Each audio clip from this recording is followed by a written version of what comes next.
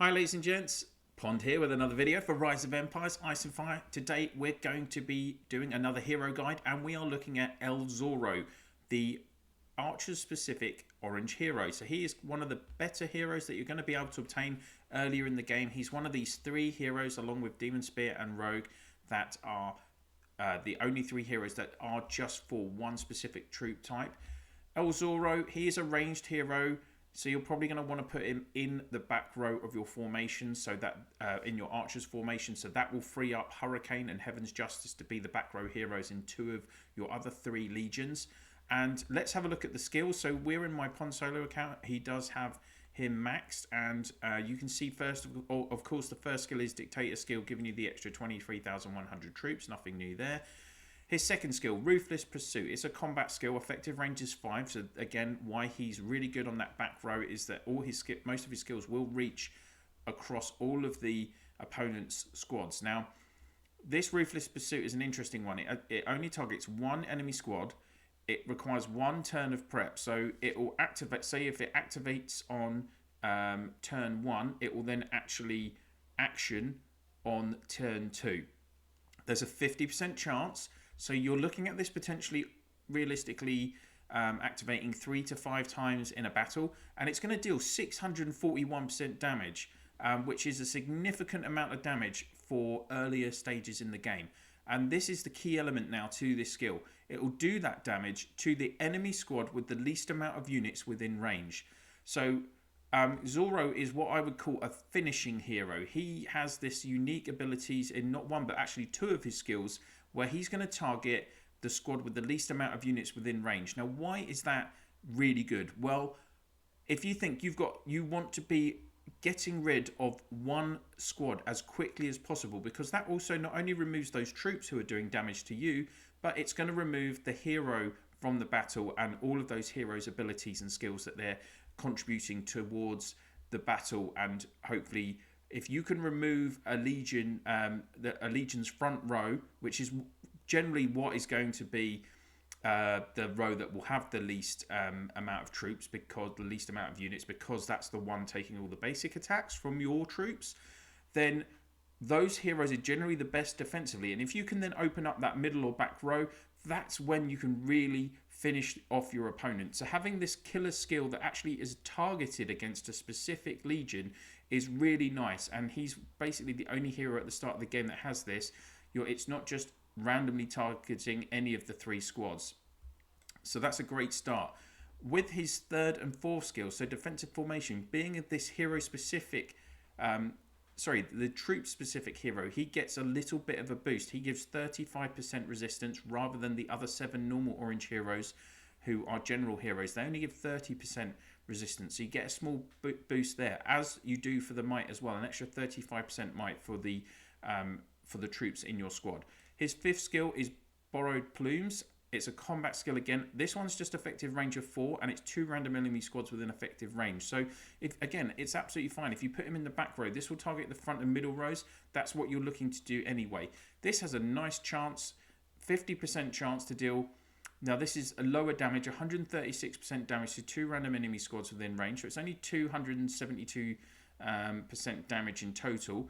But then the second element, 30% bonus damage to own squad. So that's going to boost the amount of damage that your archers are doing, your skills are doing, lasting 2 turns as well. So potentially 50% chance. Again, you'll probably hopefully this is going to activate at least 4 times in a battle. If it does, you're potentially you're getting this bonus damage for the whole of the battle because it lasts 2 turns.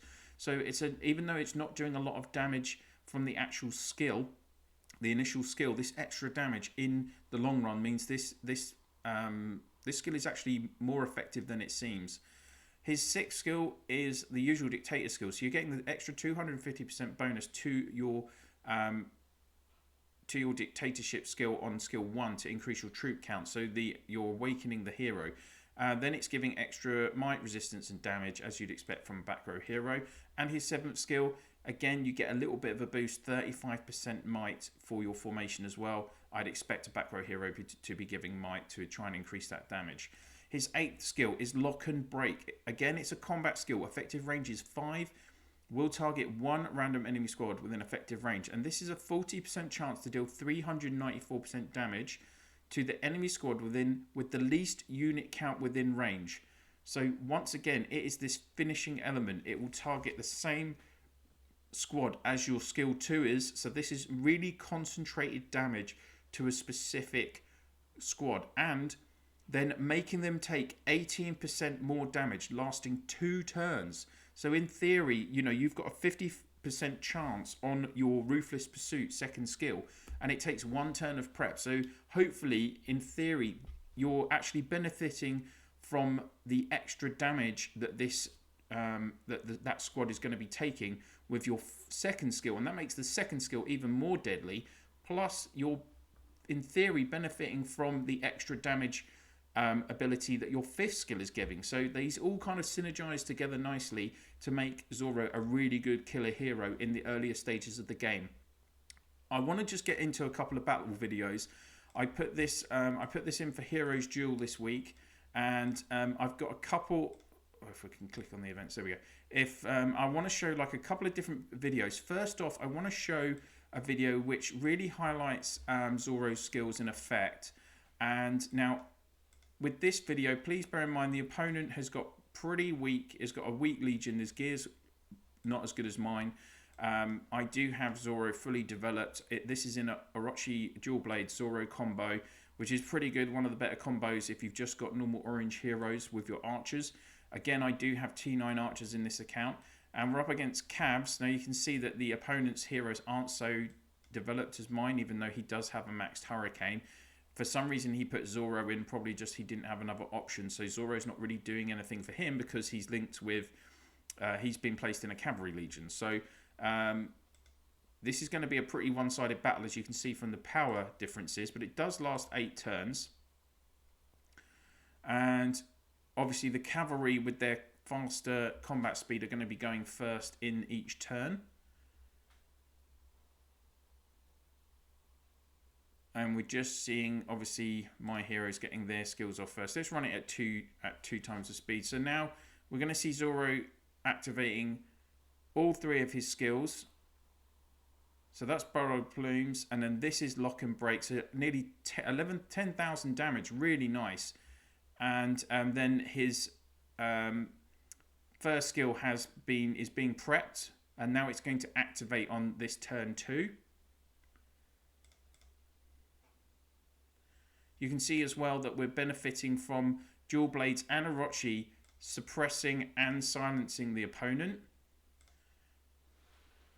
which is why it is really good to have either Orochi or Dual Blades or North Rage and Dual Blades as this combo in front of Zorro, because they're going to limit the amount of damage being done to you if they can get these suppression or silence skills off. So Ruthless Pursuit on that front row, that's that huge amount of damage, 641% damage, plus the bonus damage, and then it follows up with a Lock and Break as well, and then you've basically already got rid of that front row because of all of the concentrated damage, and that's kind of key. We're getting now another Ruthless Pursuit being prepped on turn 4, so that's going to action on turn 5. And you can see by already removing the front row squad, so all of this extra damage is being targeted on these last 2 rows, and the middle row is just Hurricane. He doesn't have any defensive elements to him. He's just going to collapse really quickly here. We're getting a Lock and Break as well, so there's going to be a lot of damage here again. But of course, please remember that this is archers against cavalry, and some of these opponents' heroes aren't massively developed, so neither is the gear, so they're going to be missing out on a lot of might and resistance. As you can see from like the damage they're doing to us, it's not a lot. So already into turn 5 now, and you can see that we're just about to actually, there you go, that middle row has now collapsed as well.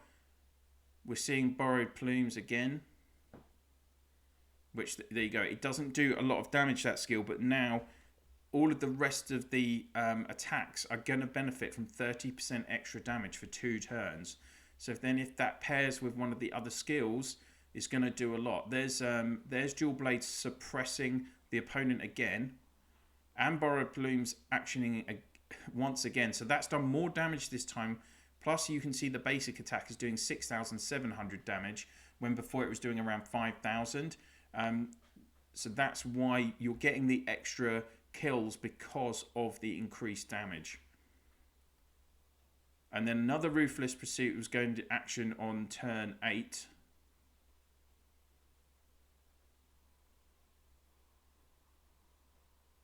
But it doesn't have a chance because we win the battle. So that is a best case scenario. That's a really good example of how that combination can work well in the early stages of the game. You have your front and middle row heroes defensive. They are trying to counter the opponents by either silencing them or suppressing them. If you're lucky, those skills get off.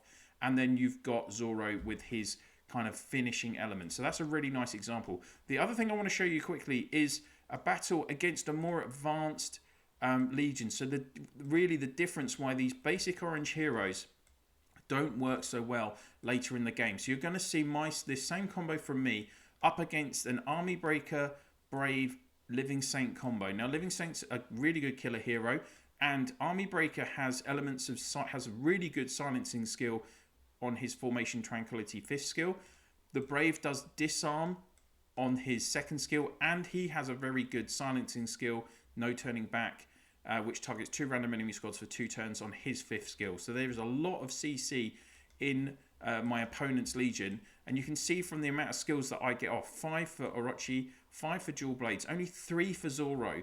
And the reason why orange heroes are so vulnerable to countering is because nearly every single hero, all 3 of their skills, their 2nd and 5th and 8th skills, are all normal combat skills, and combat skills can be silenced or suppressed, which make them particularly vulnerable. As you get later into the game, you're getting more advanced heroes. They'll have combinations which have status skills, prep skills, which can't be CC'd, so they're more likely still to be actioning in the game, in the battles. So this is why orange heroes are really going to not stand up against the more advanced heroes later in the game. I'm just going to run this at full speed because it's going to be pretty easy to see what's happening. So disarming there, that is Brave's 2nd skill. He gives a lot of disarming. He's disarmed my back row as well. So it gives a high chance of disarming 2 opponents' rows in the first 3 turns of the battle. I do manage to get off some borrowed plumes and a lock and break, which it did a decent amount of damage, but my troops are not basic attacking because of the disarming. And you see we're already in turn 3, and we're basically, with these normal orange heroes, they're just not doing enough damage. I'm going to get off a Ruthless Pursuit, but you've seen there, Brave has actioned a No Turning Back. That is his silencing skill. So there we go. Both my middle row and back row are silenced. The Ruthless Pursuit skill, because it was only prepping on turn 3. Yeah, on turn 3. On turn 4, it was silenced, so it didn't action. And now you can see between Army Breaker and the Brave, just look at my middle and back rows for the rest of this battle. Silenced, silenced, silenced, silenced. It's only the basic attacks from the troops on the middle and back rows that are doing any damage to the opponent. Silenced again, silenced again. So even though my middle and back rows haven't lost too many troops, I'm not able to do much damage at all to the opponent. Its back row had full troop count, and the middle row had over 100,000 troops. So that is kind of the differences that you can see in these orange heroes, both their Zorro's strengths and then his weakness later in the game. In terms of unlocking skills, of course, with Zorro, with a normal orange hero, you really, the most difficult thing, the key thing is to unlock his 6th skill so that you awaken him and maximize your troop count. Then I would say you really want to unlock this 8th skill, this finishing skill. It has a key, it's a key element to his killing ability by unlocking that, and then just unlock his 7th skill last. In terms of the troop combinations he's going to work with, like I say, he works really well on the back row behind in a well-balanced unit combination. You can have Orochi dual blades Zorro, or you could have North Rage dual blades Zorro. If you wanted to be slightly more attacking, you could have Orochi or North Rage on the front and then have Yamaraja on the middle row, because Yamaraja has that extra might, which is going to go really well with the archers, making them basically have increased kills with Zorro on the back. If you wanted to be super aggressive, you could actually put Zorro on the middle row and then have like a Heaven's Justice behind him. Are you going to get a really nice combination there? You're kind of relying on them to just out muscle the opponent and kill them. You're not going to get a lot of support. Well, it's not a great balanced unit, but it's an option for you. And in terms of longevity in the game, El Zorro is one of the better orange heroes. I mean, the thing with archers back rows are that Pacer is a very good S1 hero, and you know, at S2, Witch Hunter's okay, but then as soon as you get to S4, of course, you've got Jade Eagle, who is way and above El Zorro. But if you don't pick up Pacer or even Witch Hunter, El Zorro, because of the way that he works in the battle, and the fact that you don't get too much CC up until probably Season 3, Season 4, particularly as you saw there, the Brave is very effective at silencing, then he will be pretty good. Even up into S4, like if you're running a mainly archers account, you've got 2 archers legions, you could put El Zorro on the back, and he's going to do a good job for you. And you know, up until S2, he's going to be really pretty strong for sure. So yeah, that's El Zorro, guys. I hope you've enjoyed the video. If you have, why not click on that like?